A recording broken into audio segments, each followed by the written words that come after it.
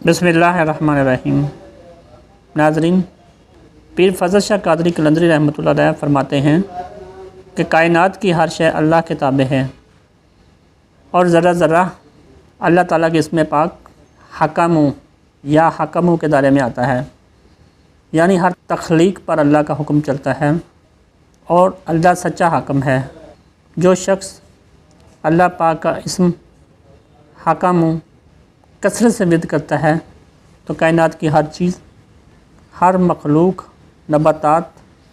और जमादात गर्ज़े के कायनात में जितनी भी मखलूक़ात हैं वो इस अमल के ज़ेरे असर आ जाती हैं और इसके हुक्म की तामील में लग जाती हैं। इसमें सबसे बड़ा काम ये है कि इंसान को अपनी ज़ात को फ़ना करना पड़ता है,